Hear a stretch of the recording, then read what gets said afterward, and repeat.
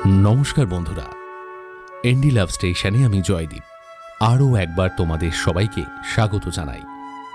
আজকে আমাদের প্রেমের আড্ডায় আমরা এমন একটি গল্প উপস্থাপিত করতে চলেছি যেখানে শুধু প্রেম নেই, আছে ফেলে আসা বাংলার ইতিহাস, রাজনৈতিক প্রেক্ষাপট, মানুষের ঘাম, সংগ্রাম, লড়াই, রক্ত, প্রত্যয় আর জীবনের এমন সত্য যা নাড়িয়ে দিয়েছিল মনুষ্যত্বের ভিত।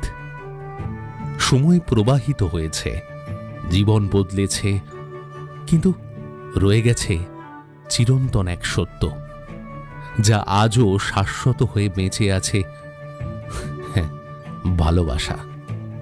আজকের গল্পটি কোনো বিশেষ রাজনৈতিক দলের সমর্থনে কিংবা বিপক্ষে সম্প্রচারিত নয়, কারণ এখানে লেখক পথিক মিত্র তুলে ধরেছেন এক চিরন্তন প্রেমের কাহিনী। গল্পটি ভালো লাগলে কিন্তু অবশ্যই চ্যানেলটি সাবস্ক্রাইব করে দিতে হবে, কারণ খুব শিগগিরই আমাদের পরিবার সম্পূর্ণ করতে চলেছে 10,000 সদস্য সংখ্যা। তো চলো আর দেরি না করে শুরু করা যাক এনডি লাভ স্টেশনের আজকের বিশেষ নিবেদন। সুলেখক পথিক মিত্রের কলমে আজকের গল্প মিছিল।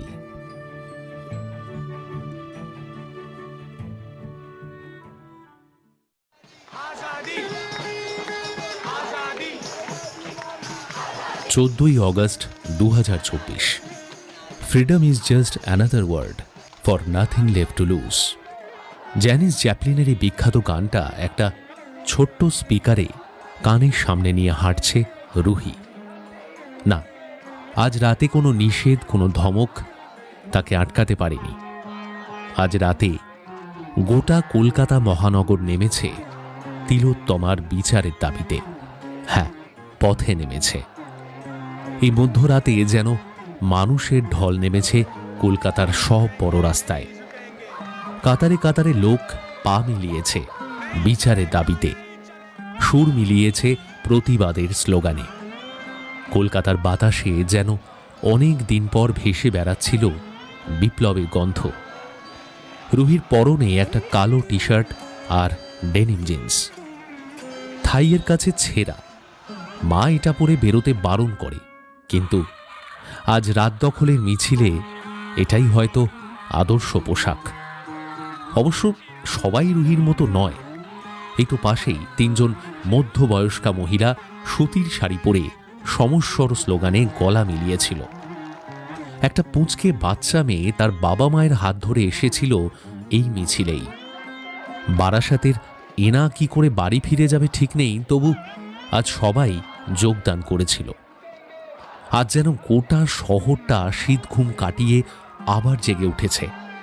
একটা ঘটনা রাতারাতি যেন নাড়িয়ে দিয়েছে গোটা শহরের অস্তিত্বকে। হঠাৎ রুহির চোখ পড়ল ফুটপাতের দিকে। একজন বয়স্ক ভদ্রমহিলা ফুটপাতে বসে হাঁপাচ্ছেন। বয়সে আন্দাজ রুহির দিদুনের মতোই হবে। লম্বাটে গরম, মাথায় চুলগুলো ধপধপে সাদা, সিল্কের মতো। এই বয়সও এত চুল আর তার সম্ভ্রান্ত চেহারা প্রমাণ করছে একসময় ডাক সাইডে সুন্দরী ছিলেন ভদ্রমহিলা। তবে এই বয়সে এত রাতে মিছিলে হাঁটতে এসে মনে হয় ভদ্রমহিলা অসুস্থ হয়ে পড়েছেন। দিদুন চলে গেছে 3 বছর আগে। মিছিলে সবাই আবেগপ্রবণ হয়ে স্লোগান দিচ্ছে। 2-1জন ভদ্রমহিলাকে জিজ্ঞাসা করতে তিনি হাতের ইশারায় তাদেরকে এগিয়ে যেতে বললেন, কিন্তু তাকে হাঁপাতে দেখে রুহির বড় খারাপ লাগল। মিছিল থেকে বেরিয়ে এসে রুহি এগিয়ে গেল ভদ্রমহিলার দিকে। একটু জল খাও দিদুন। নিজের জলের বোতলটা এগিয়ে দিতে দিতে বলল রুহি। এটাই রুহির সবথেকে বড়, ওই যে যাকে বলে ইউএসপি। বড় সহজে সে কারোর সাথে অনায়াসে মিশে যেতে পারে। ভদ্রমহিলা প্রাথমিকভাবে সংকোচবোধ করলেও রুহির হাসি মুখ দেখে ওর হাত থেকে বোতলটা নিয়ে 2 ঢোক জল খেয়ে হাতে কিছুটা জল নিয়ে চোখে মুখে ছিটিয়ে নিলেন। এবার নিঃশ্বাসের গতি কিছুটা কমিয়ে নিজের চশমাটা আঁচল দিয়ে মুছতে লাগলেন ধীরে ধীরে। You are an inspiration.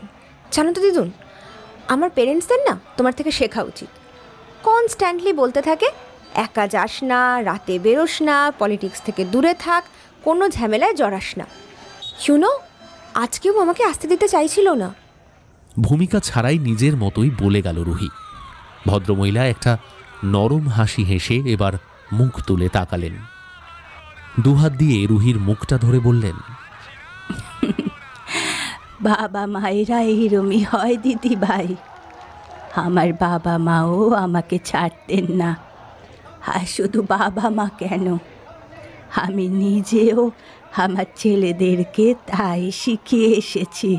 Wait, এটা কেমন হলো?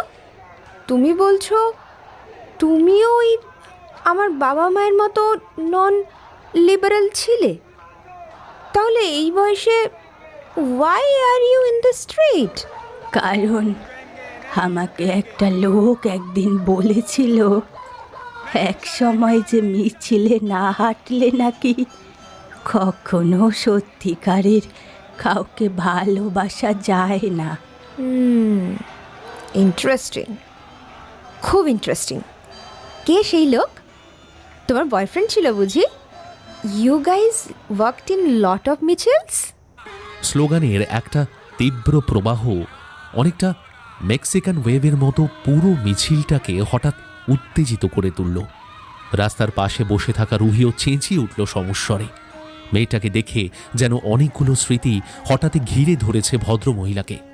তাকে টেনে নিয়ে যেতে চাইছে একটা ফেলে আসার সময়, যখন কলকাতার বুকে ভেসে বেরিয়েছিল বারুদ আর দিন বদলের গন্ধ।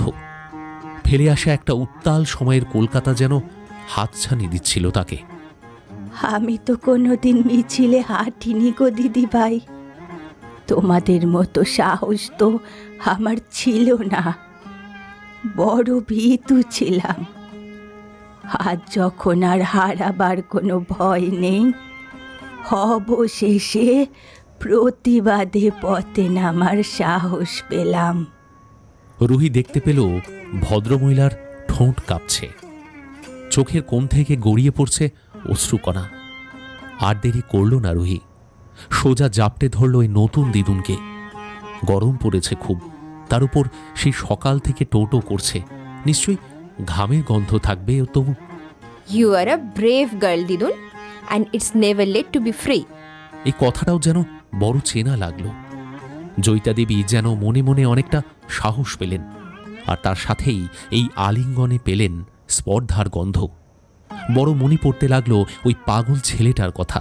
ও বলতো, জয়িতা, কাউকে মন থেকে যখন নিজের থেকেও বেশি ভালোবাসতে চাইবে, তখন একবার মিছিলে হেঁটে দেখো। দেখবে কত মানুষের ঘামের গন্ধে লুকিয়ে আছে কত বিপ্লব, কত লড়াই, কত স্বপ্ন, কত প্রত্যয়। আর এই বিপ্লব কি ভীষণ জ্যান্ত। একবার ছুঁয়ে দেখতে চাইলে একবার মিছিলে হেঁটেই দেখো।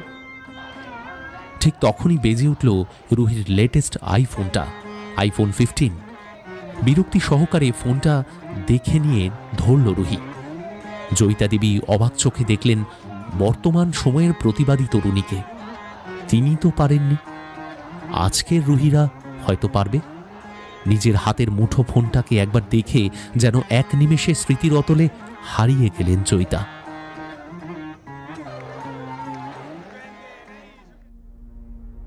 কি অদ্ভুত না, আজকাল আমরা ফোন জিনিসটা ছাড়া জীবনকে কল্পনা করতে পারি না।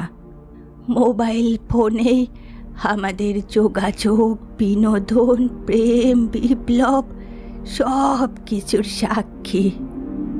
তবে আজকের প্রজন্মের যেন হাল ফাড়া হয়তো ভাবতেই পারবে না যে একটা সময় কোনো ফেসবুক ছাড়াই বৃহৎ বিপ্লব সংঘটিত হতো। ইনস্টাতে ছবি না দিয়েও মানুষ প্রেমে পড়ত। প্রযুক্তির বিবর্তনের হাত ধরে আজ সেই অতিকায় ক্যান্ডেলস্টিক টেলিফোন আজকের স্মার্টফোনে রূপান্তরিত হয়েছে। তবে এই দূরাভাষ যন্ত্রটি আমার জীবনে সব থেকে কাছের একটি বন্ধুর মতো ছিল সেই ছোট থেকেই। বদলে যাওয়া কলকাতার সামাজিক এবং রাজনৈতিক পটভূমির সাথে তাল মিলিয়ে আমার ব্যক্তিগত জীবনের ওঠা নামা সব কিছু সাক্ষী যেন এই যন্ত্রটি। কত ব্যক্তিগত স্পর্শকাতর কথোপকথনই না নিশ্চুপে শুনেছে এই যন্ত্রটি। সেই 1971 সাল থেকেই, যখন বয়স 20 আর কলকাতা উত্তাল।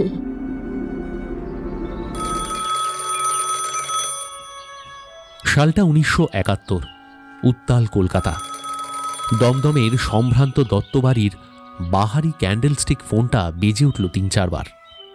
কিন্তু এই অসময়ে অ্যাডভোকেট যতীন্দ্রনাথ দত্ত বা হাইকোর্টের সবথেকে রাশভারী উকিল জেএনডিকে ফোন কে করবে? অন্যদিন এই সময় কোর্টে বা ডালহৌসির চেম্বারে থাকেন জেএনডি। বাড়িতে থাকলে এই সময় তিনি অপেরা সঙ্গীত শোনেন। তার বন্ধু ইতালি থেকে সদ্য একটা রেকর্ড নিয়ে এসেছিলেন। আমেজ করে পাইপে টান দিতে দিতে অপেরা শুনছিলেন জেএনডি। ফোনটা বাজতেই কিঞ্চিত বিরক্ত হয়ে গ্রামোফোনের পিনটা তুলে নিয়ে চশমাটা গলিয়ে রিসিভারটা তুলে নিলেন। পাইপটাকে দাঁতে কামড়ে গম্ভীর রাশভারী কণ্ঠে জেএনডি বললেন, অ্যাডভোকেট জেন ডাট স্পিকিং। কাকে চাই? জয়িতা আছেন? আমি ওর কলেজের সহপাঠী। আমার নাম জয়, তোমার ফোন। সশব্দে রিসিভারটা টেবিলের উপর নামিয়ে রেখে দিলেন জেএনডি। বাবার ডাকে একজন তরুণী ছুটে এলো টেলিফোনের দিকে। এক দেখাতেই বলতে হয় তিনি সুন্দরী এবং রুচিশীল। একটা সম্ভ্রান্ত পরিবারের আদব কায়দা বা ফ্যাশনের চটক কিন্তু তার ভিতরের সারল্যকে এখনও বাগে আনতে পারেনি। কাজল পরা চোখের উপর ঝুঁকে পড়া অবাধ্য চুলগুলোকে আঙুলের ঠেলায় অনায়াসে সরিয়ে ঠোঁটটা আলতো কামড়ে জয়িতা বলল, জয়িতা বলছি। কি বলছেন? আমি রুদ্র। চিনতে পারছো না? তোমার কলেজেই পড়ি। কোন রুদ্র? আহা, রুদ্র, ইতিহাস সেকেন্ড ইয়ার। আরে সেদিন বিডি স্যারে ক্লাসের বাইরে দেখা হলো তোমার সাথে। ও, তুমি সেই খোঁচা খোঁচা দাড়ি বিপ্লবী কবি? জয়িতার পাতলা ঠোঁটের কোণায় একটা লাজুক হাসি খেলে গেল যেন। ঠাট্টা করছো তো? পাগল! তোমাদের মতো কর্মবীর যুবকদেরকে নিয়ে ঠাট্টা করলে ভবিষ্যৎ পৃথিবী আমাকে ক্ষমা করবে? তোমাদের কত কাজ বলো তো। বাপ মা কলেজে পাঠাচ্ছে লেখাপড়া করতে, আর তোমরা ব্যস্ত সমাজ পাল্টাতে। সারা দিন চেঁচামেচি, মিটিং, মিছিল। আজ অবরোধ, কাল মিছিল, পরশু ট্রাম পোড়ানো, আজ ভিয়েতনাম, কাল নকশালবাড়ি। বেশ আছো তোমরা। এই, এটা কি বললে তুমি? আচ্ছা সত্যি করে বলো তো, এই যে স্বাধীনতার প্রায় সিলভার জুবলি হতে চলেছে, আর আমাদের দেশের গরিব চাষি ক্ষেত মজুরদের কি অবস্থা? শাসকদের চেহারাটা বদলেছে মাত্র। আগে ছিল ইংরেজ, এখন কিছু ওই স্বদেশী শ্রেণীর শত্রু দল শোষণ করছে। আর কিছুই তো পাল্টায়নি। তাই আমরা একটা শ্রেণীহীন সমাজের কথা বলি। চেয়ারম্যান মাও বলেছেন। চেয়ারম্যান মাও? চীনের চেয়ারম্যান? তুমি সত্যিই বিশ্বাস করো যে মাও সেতুং সুদূর চীন থেকে এসে তোমাদের এই অর্বাচীন আন্দোলনের নেতৃত্ব দেবেন? অলিক দিবার স্বপ্ন নয় কি এটা? অলিক স্বপ্নের হাত ধরেই তো দিনবদলটা হয় ম্যাডাম, সমাজ পাল্টায়। কমরেড চারু মজুমদারও তাই বলেন। দেখছো না কেমন ভয় পায় ওনাকে শাসকরা? চারু মজুমদার? ওই আর একটা লোক। বাপি ঠিক বলে, ওই লোকটাই কচি কচি ছেলেগুলোর মাথা চিবিয়ে খাচ্ছে একেবারে। তো মেসোমশাই তা তো বলবেনই। ওনার মতে সিদ্ধার্থ শঙ্কর রায় বা অজয় মুখোপাধ্যায়ের মতো দুর্দান্ত মানুষ গোটা ভারতে আর দুটো নেই। আচ্ছা বলছি, তুমি কি ঝগড়া করবে বলেই ফোন করেছিলে আমায়? এই দেখো, এইসব কথা বলতে গিয়ে ভুলে গেছি। কালকে কলেজে আসছো তো? আসবো, তবে দোহাই আমার ক্লাসের সামনে অমন ধর্ণা দিয়ে বসে থেকো না। আমার বন্ধুরা বড় ঠাট্টা করে। আমি ক্যান্টিনে যাব, এমনিতেও তোমরা তো সারাদিন ওখানেই থাকো। উত্তম প্রস্তাব কমরেড। কালকে দেখা হবে। বিকেলে আমরা একটা মিছিল অর্গানাইজ করছি, তুমি আমার সঙ্গে হেঁটে দেখো একবার। এই রাখছি বুঝলে, পাবলিক বুথ থেকে ফোনটা করছি তো, পিছনে ভদ্রলোক বড্ড রাগারাগি করছে।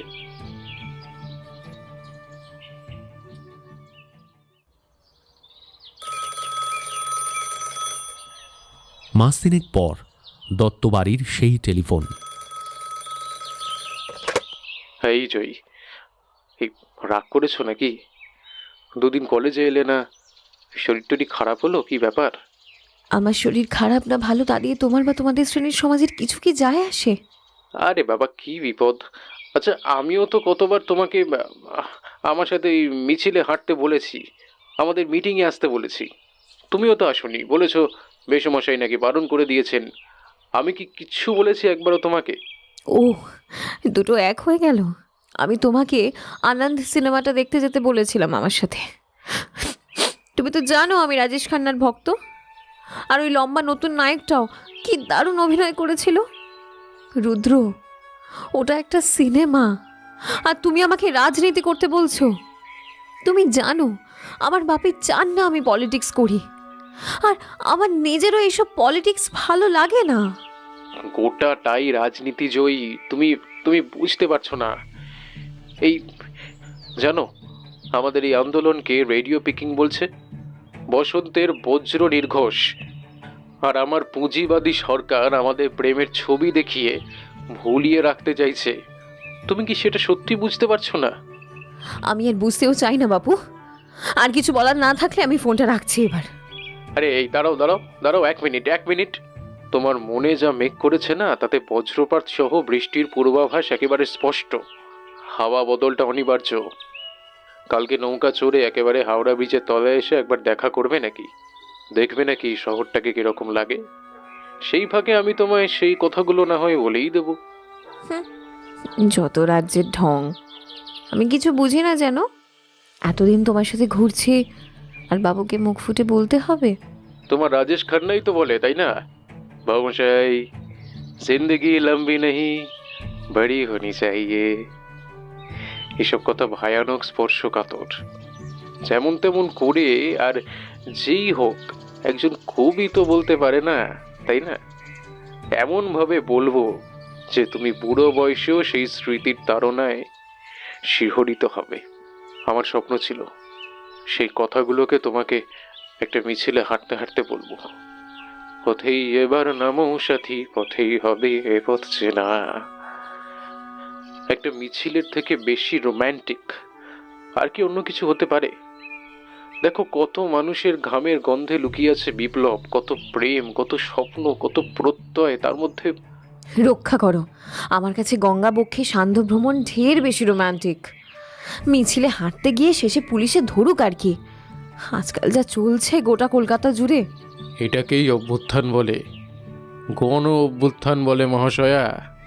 আর যদি পুলিশ এসেই বা পড়ে, তাকে নির্ভীক চিত্তে বলে দিও, পুলিশ, ওরে পুলিশ, কবির সামনে আসার আগে টুপিটা তোর খুলিস, ওরে পুলিশ।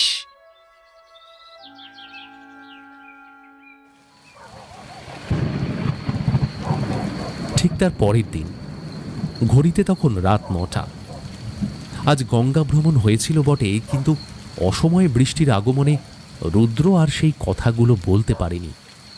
কবিতার খাতা ঝোলায় ভরে চলে আসতে হয়েছে, তাই এই অসময়ে গুপ্ত ফোনালাপ। ধুর, এই বৃষ্টিটা হয়ে না সবটা কেচে দিল একেবারে। কত মোহরা দিয়ে গিয়েছিলাম, ভাল লাগে না। তাই বলে এই অসময়ে ফোন? বাপি ধরলে কি বলতে? এত বোকা নাকি আমি?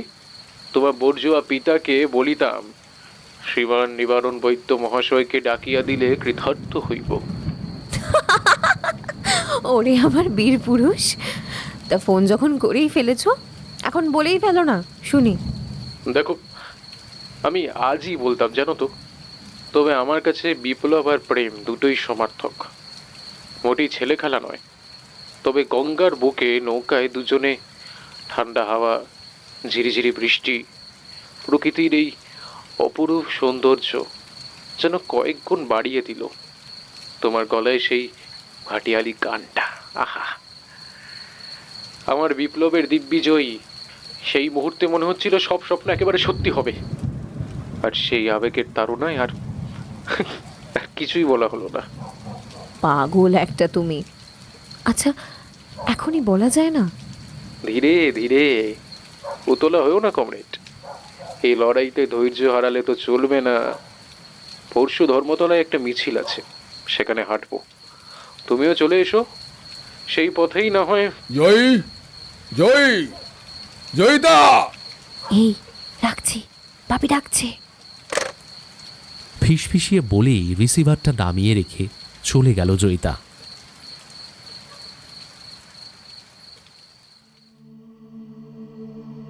সালটা 1972, ফেব্রুয়ারি মাস। কলকাতার বাতাসে তখন ভাসছে বিপ্লব আর রক্তের গন্ধ। সমস্বরে রাষ্ট্রতন্ত্রের বিরুদ্ধে গর্জে উঠেছে বাংলার আপামর তরুণ প্রজন্ম। তাদের চোখে তখন দিনবদলের স্বপ্ন, বুক ভর্তি আগুন। 70-এর দশক হোক মুক্তির দশক। স্লোগানে মুখরিত রাজপথ থেকে গলি সূচনা হচ্ছে এক টগবগে নতুন যুগের। এদিকে রাষ্ট্রপতি শাসনের আবডালে রাষ্ট্রযন্ত্র যখন এই আন্দোলনকে সমূলে বিনাশ করতে বদ্ধপরিকর।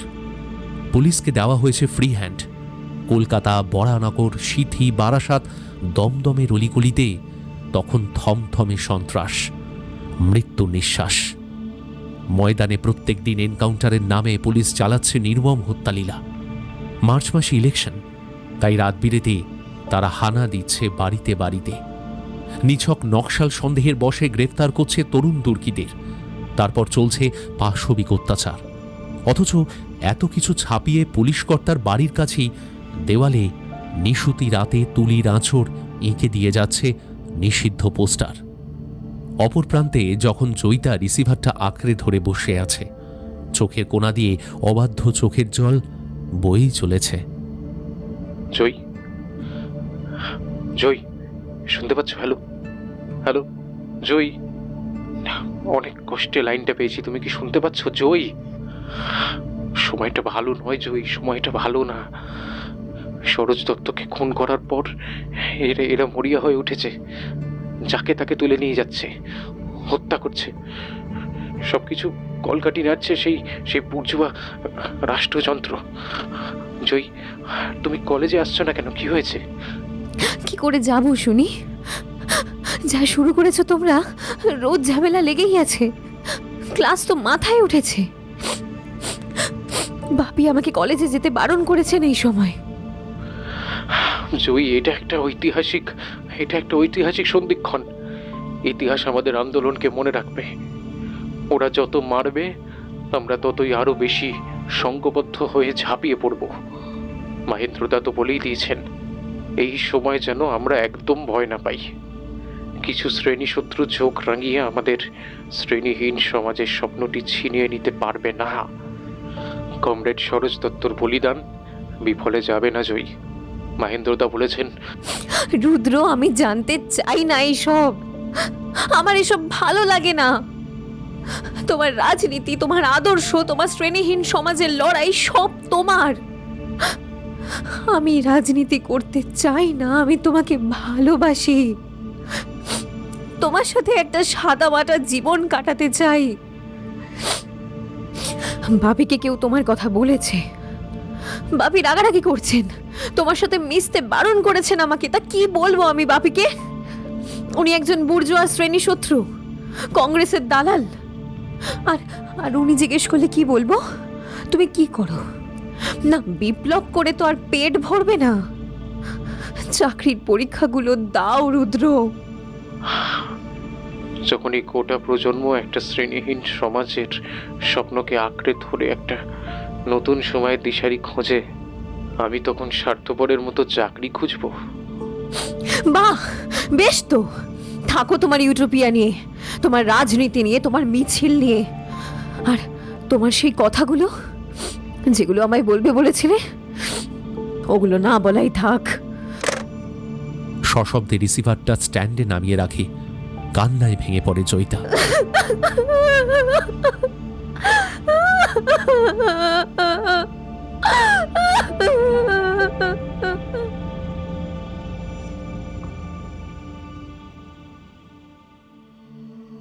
মাস 6 পর মার্চ মাসে সংঘটিত সাধারণ নির্বাচনে পশ্চিমবঙ্গে সিদ্ধার্থ শঙ্কর রায়ের নেতৃত্বে কংগ্রেস পার্টি সিপিআই এর সমর্থনে সরকার গঠন করল। মুখ্যমন্ত্রী হলেন সিদ্ধার্থ শঙ্কর রায়। এই সময়ে তরুণ বামমনস্ক চিত্র পরিচালক মৃণাল সেনের কলকাতা ৭১ ছবিটি মুক্তি পায়।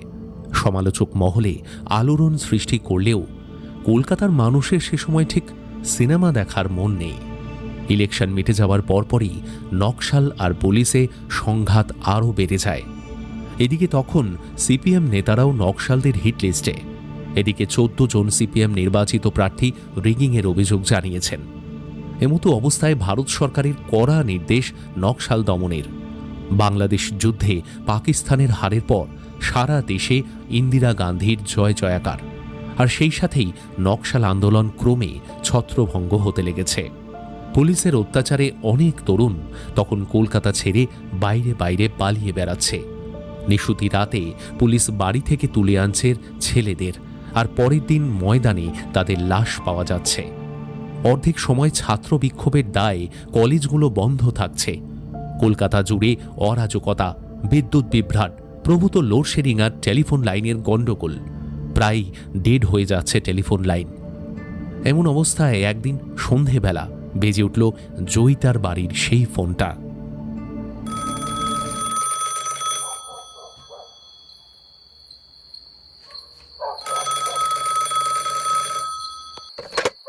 হ্যালো হ্যালো জয়, শুনতে পাচ্ছ? 3 দিন ধরে তোমাকে আমি ফোন করছিলাম, কিছুতেই লাইনে পাচ্ছিলাম না। ফোনটা ডেড ছিল। এই পরিবেশে লাইন ঠিক করতে সময় নিচ্ছে এক্সচেঞ্জ। কি হয়েছে বলো তো জয়? এত গম্ভীর কেন? আস্তে কথা বলো। মা পাশে শুয়ে ঘুমোচ্ছে। মায়ের শরীরটা ভালো নেই। জয়, আমার হাতে কিন্তু একদম সময় নেই। আমার হাতে একটু সময় নেই। আমার কিছু দিনের জন্য শিলিগুড়িতে যেতে হবে আমাকে। এখানে পরিস্থিতি খুব খারাপ। পুলিশ নৃশংসভাবে আমাদের নিরীহ কমরেডদের মারছে। গোটা আন্দোলনটিকে শুধুমাত্র গায়ের জোরে ছত্রভঙ্গ করতে চাইছে। নাহলে ভাবতে পারো, মলয়কে লাঠির বাড়ি মেরে মেরে মালাইচাকি গুঁড়ো করে দিয়েছে। প্রশান্তর একটা চোখ নষ্ট করে দিয়েছে সালারা। আমরা কিছুই ভুলবো না, কিচ্ছু ভুলবো না। এই সব লেখা থাকবে। সালাদের গুনে গুনে বদলা নেওয়া হবে। চেয়ারম্যান মাও ঠিকই বলেছিলেন, বন্দুকের নল শক্তির উৎস। আমি শুনতে চাই না রুদ্র। কতবার বলবো? আমি জানতে চাই না। তুমি তোমার রাজনীতি নিয়েই থাকো। আমি কোনো দিন মিছিলে হাঁটিনি বলে যখন তোমার সেই কথাগুলো আমাকে আর বলাই হলো না, তখন আর বলতেও হবে না। চাপা অভিমানের বরফ গলে যখন কান্না হয়ে জয়িতার কথা আটকে দিল, সে নিজেই বুঝতে পারল না। অপর প্রান্ত থেকে রুদ্রর নির্গত দীর্ঘশ্বাস হয়তো সেই সময় টেলিফোনের যান্ত্রিক গোলযোগ হিসেবেই জয়িতার কানে পৌঁছল না। জয়, তুমি চিন্তা করো না, আমি সময় মতো ঠিকই ফিরে আসব। আর একটা শ্রেণীহীন সমাজে খোলা আকাশের নিচে দাঁড়িয়ে সেই কথাগুলো তোমায় আমি বলবো, ঠিক আছে? একজন বিপ্লবী যদি হতাশ হয়ে স্বপ্ন দেখতে ভুলে যায়, তাহলে কি আর বিপ্লব বাঁচতে পারে বলো? আমি ফিরে আসবো জয়ী, আমি ফিরে আসবো। এসে চাকরি করব, আর তারপরে আমাদের একটা সুন্দর সংসার হবে। ফোনটা কেটে গেল। তৎকালীন কলকাতায় খুব সাধারণ ব্যাপার। তবে আর সেদিন রুদ্রর সাথে কথা হয়নি জয়িতার। সারা রাত কেঁদেছিল জয়িতা। আর সেই রাতেই শিলিগুড়ি যাওয়ার জন্য রওনা হয়েছিল রুদ্র।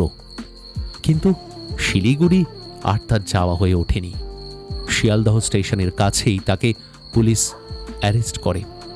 মধ্যবিত্ত ঘরের নকশাল ছেলেদের হাতে পেলে পুলিশ যা যা করত, রুদ্রকে নিয়ে ঠিক তাই তাই করল।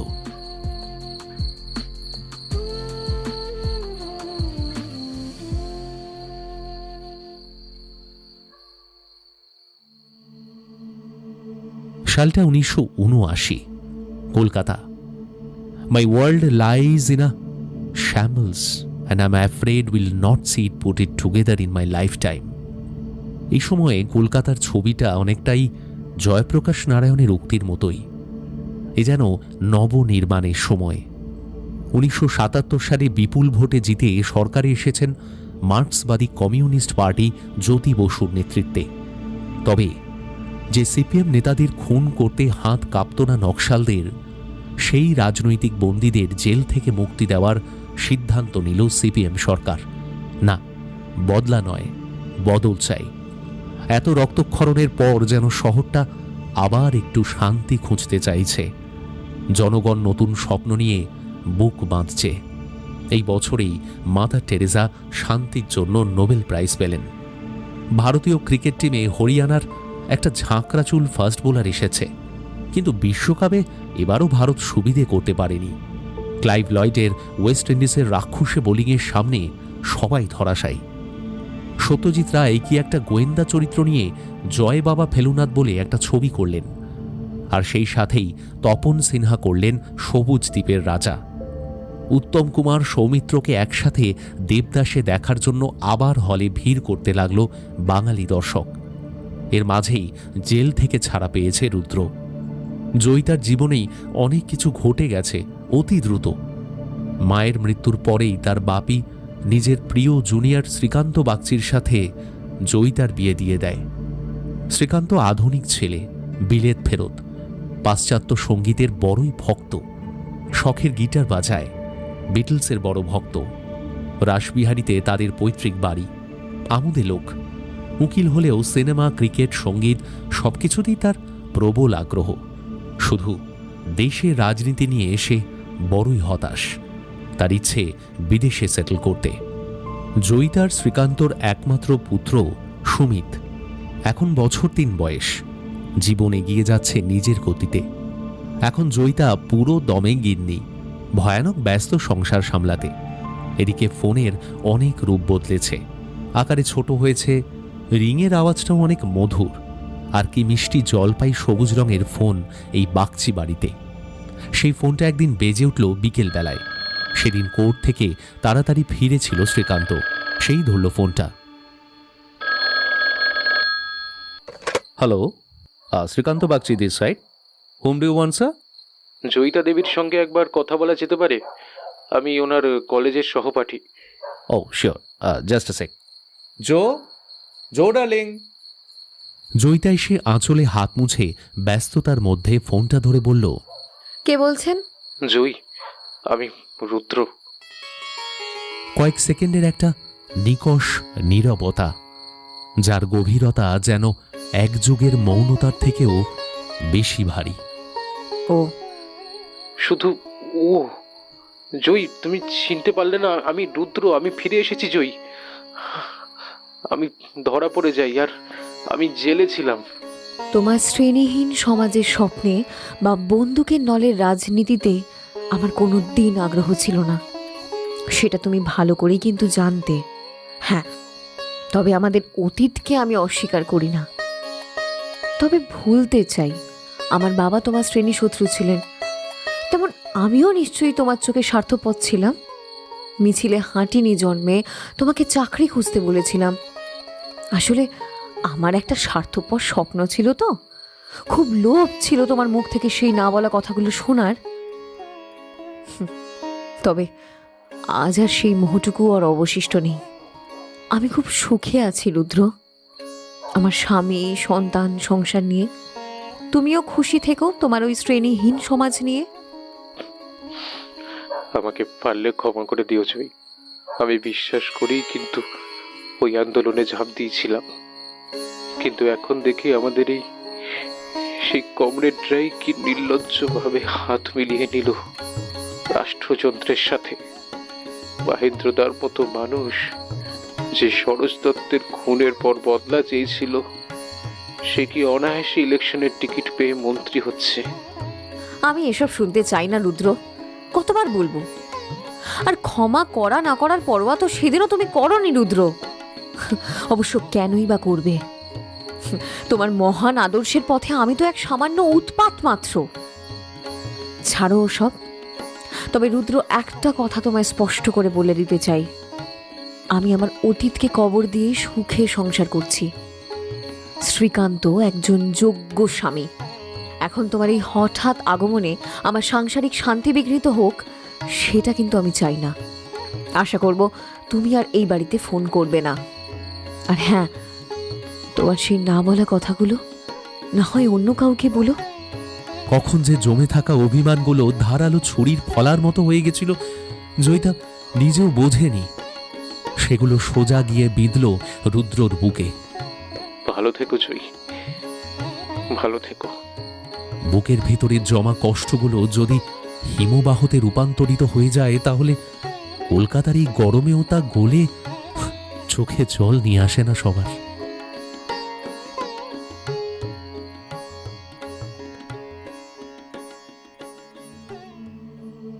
সালটা 1990, 13ই ডিসেম্বর, কলকাতা।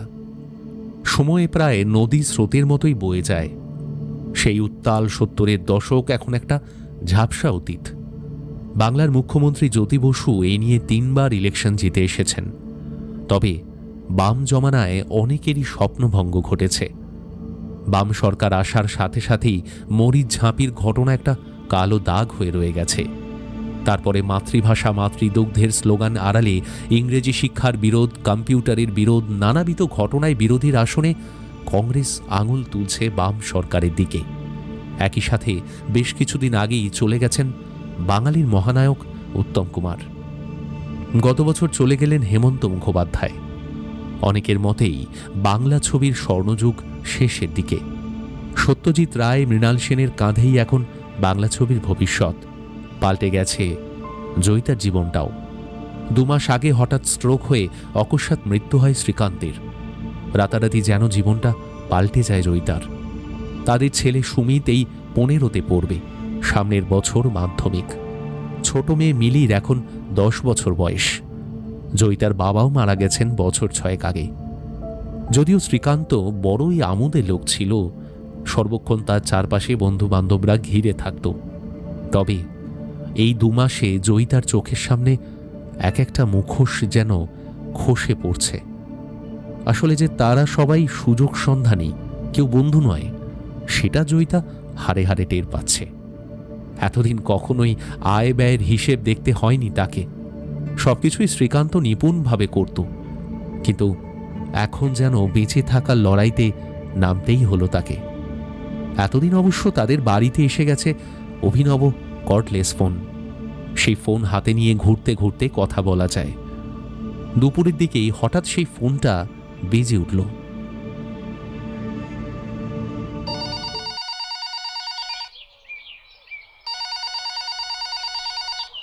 মিসেস জয়িতা বাগচি বলছি। কে বলছেন?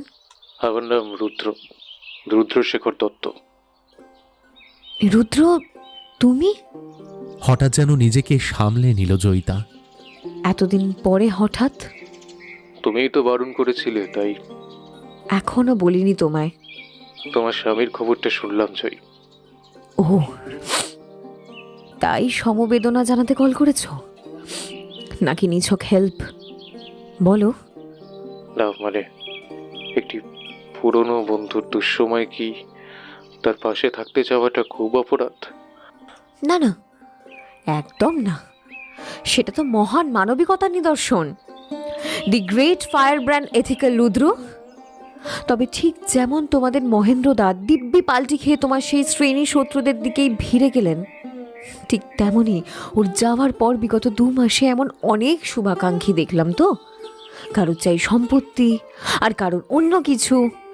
আমি শুধু জানতে চাই, তুমি ঠিক আছো তো? হ্যাঁ, যদি আমি কিছু করে। মাফ করবেন মিস্টার রুদ্রপ্রসাদ দত্ত, আপনার এত করুণা আমি সইতে পারবো না। আমি রাজনীতি করি না বটে, তবে আমি যেমন আছি ঠিক নিজেকে সামলে নেব। এতটা অবলা নই। আপনার কি প্রয়োজন হবে না? নাকি ভাবছেন যুবতী বয়সে বিধবা হয়েছে জয়ী, একবার সেই না বলা কথাগুলোই বলে দেখি না? জয়ী, গলাটা উঠেছিল বটে রুদ্রর, তবে ওই এক মুহূর্তের জন্যই। আর তারপর একটা দীর্ঘশ্বাস, একরাশ নিঝুম নীরবতা, আর ফোন কেটে যাওয়ার ডায়াল টোনের সেই একঘেয়ে আওয়াজটা।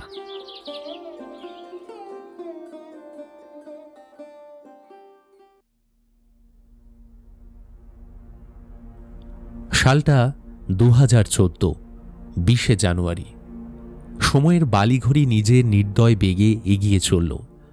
যৌবন ফুরিয়ে বার্ধক্য স্পর্শ করল এক সময়ের তরুণ তুর্কিদের। বিগত 20 বছরে বাঙালি হারিয়েছে সত্যজিৎ রায়ের মতো প্রতিভাকে। আবার গত বছর অকালে চলে গেলেন ঋতুপর্ণ। বাঙালির মহারাজের তকমা পেয়েছেন সৌরভ গাঙ্গুলি। টি-20 ক্রিকেটের হাত ধরে এসেছে আইপিএল। রাজ্যের রাজনীতিতেও আমূল পরিবর্তন ঘটেছে। 2011 সালের নির্বাচনে নন্দীগ্রাম সিঙ্গুর আন্দোলনের ফলে 34 বছরের বাম জমানার অবসান হল। ক্ষমতা এলো তৃণমূল কংগ্রেস। মুখ্যমন্ত্রী হলেন মমতা ব্যানার্জি। তবে বিগত 24 বছরে একবারের জন্য জয়িতাকে বিরক্ত করেনি রুদ্র। নিজেকে সামলে নিয়েছিল জয়িতা। এখন তার 64। ছেলে সুমিত নিজের স্ত্রী সৃজিতাকে নিয়ে অনসাইট লন্ডনে। মেয়েরও বিয়ে হয়ে গেছে, সে সিঙ্গাপুরে নিবাসী। এখন জয়িতা একা। তবে বিগত 3 বছরে পাড়ার উঠতি মস্তানেরা এখন প্রমোটার। তাদের নজর সব বয়স্ক মানুষের বাড়ির দিকে। বাবলু কোলে নামক এক মস্তান বড় জ্বালাচ্ছে ইদানিং জয়িতাকে। তার উপর নাকি রুলিং পার্টির হাত রয়েছে। ইনিয়ে বিনিয়ে লোভ দেখিয়ে যখন হচ্ছিল না, তখন লোকটা শাসাতে লাগল। পাড়ার 2-1 কাছে গিয়ে কথাও বলেছে জয়িতা, কিন্তু এরা সবাই একে অপরের পিঠ চুলকোতে ব্যস্ত। তার ছেলেমেয়েরাও এ বিষয়ে বিশেষ মাথা ব্যথা নেই। এর মধ্যেই একদিন একটা অদ্ভুত ঘটনা ঘটল। বাবলু কোলে নিজে এসে ক্ষমা চেয়ে গেল। পুলিশের কোন বড় কর্তা নাকি তাকে ধমকেছে। কিছুই বুঝল না জয়িতা। এসব রাজনীতি এমনিতেও তার মাথায় ঢোকে না। জয়িতা মোবাইলটাও ব্যবহার করে না। কেন যেন এই জিনিসটার প্রতি তার কখনোই আগ্রহ জন্মায়নি। তার মতে মানুষ বড় বেশি নির্ভর করছে প্রযুক্তির উপর। তার বাড়িতে সেই ল্যান্ডফোন, তেমন কেউ তাকে ফোন করে না, সবাই ব্যস্ত। তাই এই ভর দুপুরে ফোনটা পেয়ে কিছুটা আশ্চর্যই হয়ে গেছিল জয়িতা। হ্যালো, কে বলছেন? অপর প্রান্তে নিস্তব্ধতা আর একটা কাশির দমক। রুদ্র। কি করে চিনলে জয়? তোমার তো চেনার কথা নয়। কি এখনো খুব সিগারেট খাচ্ছ, তাই না? না, এই গলার স্বরে আর ঘৃণা বা অভিমান কোনোটাই নেই। জয়, এখনো রেগে আছো নাকি? আসলে রুদ্র, আমাদের রাগ অভিমানের মতো সূক্ষ্ম অনুভূতিগুলো একদিন বুড়িয়ে যেতে যেতে ফুরিয়ে যায়। ওসব কথা ছাড়ো। কোথায় ছিলে তুমি? কেমন আছো? বেশ আছি, দিব্যি আছি। বিগত 20 বছর দেশের বিভিন্ন প্রান্তে ঘুরে বেরিয়েছি। গরিব মানুষের সংগ্রামের সাক্ষী থেকেছি। দক্ষিণ ভারত, মহারাষ্ট্র, কেরালা। একদম পাল্টাওনি দেখছি। সেই বাউন্ডুলেটাই রয়ে গেলে? এখনো সেই রাজনীতি? তা বেশ, বিয়েটা করলে না কেন? আমার মতো স্বার্থপর খামখেয়ালি মানুষের পক্ষে এসব যে সাজে না। আমাকে ঠুকলে তো? তা ভালোই করেছো। আসলে আমি চিরকাল খুব চাপোষা গো। তা এতদিন পর হঠাৎ আমার কথা মনে পড়ল যে। তোমাকে কোনোদিনই ভুলতে পারিনি জয়। এতদিন বাদে এই বুড়ো বয়সে সাহস পেলাম হঠাৎ করে। কেন? পরে বলবো না হয় কখনো। আমি জানি। বাবলু কোলেকে করকে দেওয়ার জন্য ধন্যবাদ। আমি কিন্তু আন্দাজ করেছিলাম নিজেকে তুমি যতটা চালাক ভাবো ততটা তুমি নও গো রুদ্র। বিগত 20 বছরে বেশ কিছু সময় মনে হয়েছে কেমন যেন ঈশ্বর প্রদত্ত ভঙ্গিতে আমার জীবনের সব সমস্যাগুলোর সমাধান হয়ে যাচ্ছে। তখনই বুঝেছিলাম আড়ালে তুমি আছো। বলতেই পারো তুমি স্বার্থপরের মতো সুযোগ নিয়েছি। আরে ছাড়ো না জয়ী, আমাদের গেছে যেদিন একেবারেই কি গেছে, কিছুই কি নেই বাকি। আমি তো গোটা জীবনটাই জনসংযোগে কাটিয়ে দিলাম একটা আদর্শে বিশ্বাস করে। তুমি বলবে রাজনীতি, কিন্তু আমি বলবো এটাই হলো কি আমার জীবন। চিনির দাম থেকে বাস ভাড়া, প্রাইভেট নার্সিং হোম থেকে রেশন দুর্নীতি, বেকার সমস্যা থেকে কৃষক আত্মহত্যা, এইসব কিছুই রাজনীতি জয়ী। জীবন আর রাজনীতি একেবারেই ভিন্ন নয়। তুমি রাজনীতিকে অস্বীকার করতে পারো, কিন্তু জীবনকে পারবে কি? সেদিন আরও অনেক কথা হয়েছিল জয়িতা আর রুদ্রর।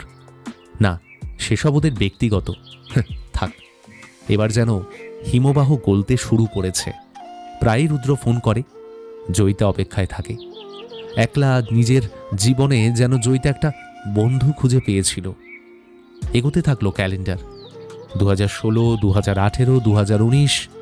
সত্যি রুদ্র পাল্টায়নি। ওর সাথে কথা বলতে গিয়ে যেন নিজের সূক্ষ্ম দৈনন্দিন দুঃখ ভুলে হঠাৎ হঠাৎ জয়িতা একাত্ম হয়ে যেতে পারে। সিরিয়াতে যুদ্ধক্রান্ত এক মায়ের সাথে আত্মহত্যা করা এক চাষির মেয়ের সাথে, সার্জেন্ট বাপি সেনের সঙ্গে, উমার খালিদদের সঙ্গে এখন রোজ খবরের কাগজ পড়ে জয়িতা।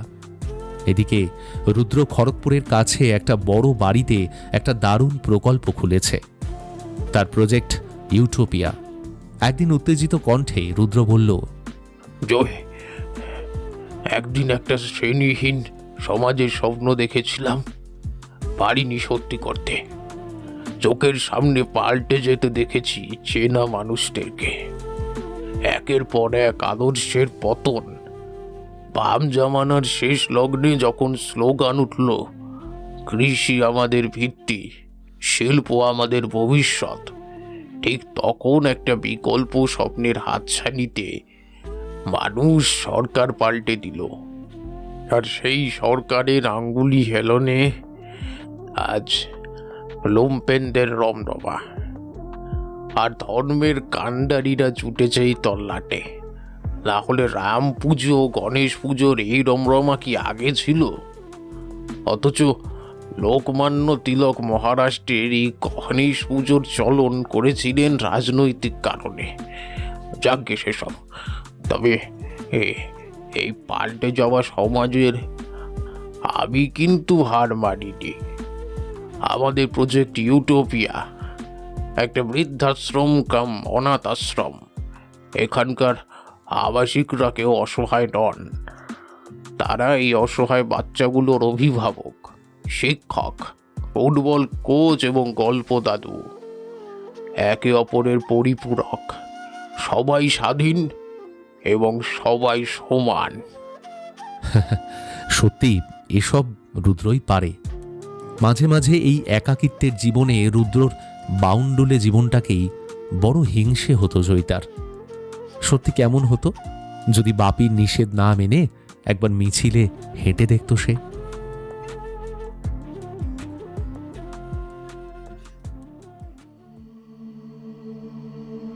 $2020 সালে নেমে এলো মহামারী কোভিড। থমকে গেল জনজীবন। চোখের সামনে হারিয়ে যেতে লাগলো একের পর এক মানুষ। দেশ জুড়ে ত্রাহি ত্রাহি রব। সৌমিত্রবাবু চলে গেলেন, স্বাতীলেখা চলে গেলেন, অসময়ে চলে গেলেন তাপস পাল। পরিযায়ী শ্রমিকদের অভাবনীয় কষ্টে শিউরে উঠল দেশবাসী। হাহাকার শুরু হলো হাসপাতালের বেড, অক্সিজেন সিলিন্ডার নিয়ে। রাজনৈতিক নোংরামি আর প্রহসন চলতেই থাকল। এর মধ্যেও রুদ্র মেতে উঠল জনসেবায়। জয়িতা কি ভয়টাই না পেত, কিন্তু রুদ্রকে আটকায় কে? রেড ভলান্টিয়ারদের সাথে যেন আবার একটা গেরিলা যুদ্ধে নামল সে। কাশির দমক বাড়তে থাকল। ফোনে জয়িতা সাবধানে থাকতে বলল, কিন্তু রুদ্রর সেই একই কথা। মানুষ ভালো নেই জয়ী, আমি কি চুপচাপ বসে থাকবো?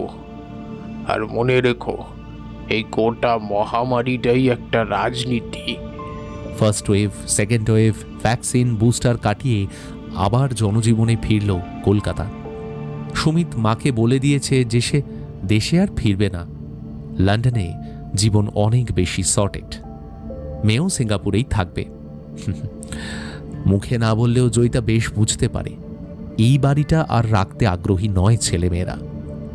এরই মধ্যে ৭৩ বছর বয়সে এসে একটা সাহসী সিদ্ধান্ত নিয়ে ফেলল জয়িতা। বাড়িটা আমি বিক্রি করে দিলাম, ছেলে মেয়েরাও তো তাই চায়, আর আমিও পাহারাদার হয়ে থাকতে পারছি না গো। ওদের ভাগের প্রাপ্য ওদের দিয়ে আমি যারা হাত পা হতে চাই। সে কি গো, তাহলে তুমি কোথায় থাকবে? যদি বলি তোমার কাছে। ১০০০ বার মনে মনে এই কথাটা অনুশীলন করার পরেও কি নিদারুণ লজ্জা লাগলো জয়িতার। অপর দিক থেকে কাশির দমক আর একটা দীর্ঘশ্বাসের শব্দ ভেসে এলো।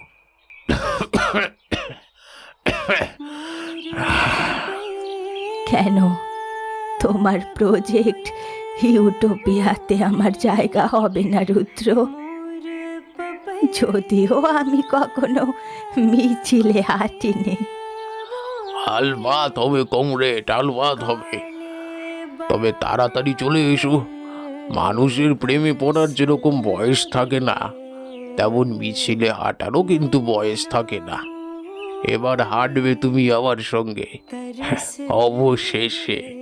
তোমার সে না বলা কথাগুলো মনে আছে? একবার আমায় বলবে? এক মুহূর্তে নীরবতা, যার গভীরতা পৃথিবীর গভীরতম খাদের থেকেও গভীর। আমার ডায়েরিতে সব লিখে রেখেছি জয়ী, তুমি তাড়াতাড়ি এসো। হ্যাঁ, তাড়াতাড়ি এসো।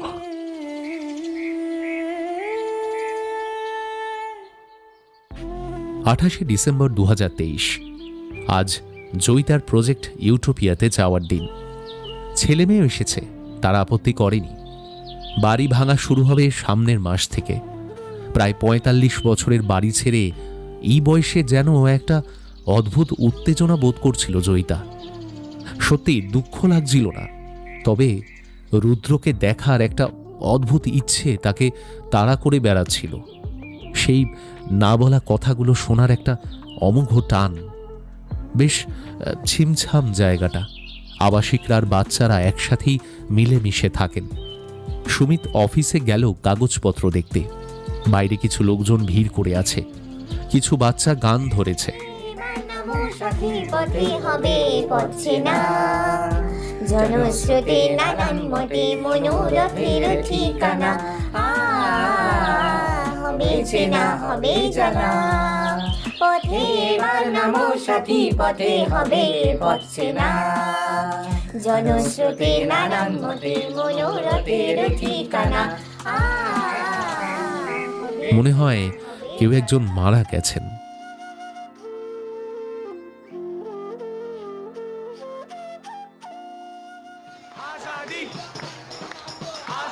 স্লোগানে মুখরিত সেই রাত, মহিলাদের রাত দখল। গোটা বাংলা আবার উত্তাল বিচারের দাবিতে। আর সেই বিচারের মিছিলে জয়িতা। না না, রুদ্রর সাথে আর মিছিলে হাঁটা হয়নি। ২০১৪তেই ক্যান্সার ধরার পড়ার পরেই জয়িতাকে ফোন করে সে আবার। জয়িতা একটু দেরি করে ফেলেছিল। ২৭শে ডিসেম্বর স্বার্থপরের মতোই রুদ্র চলে গেছিল।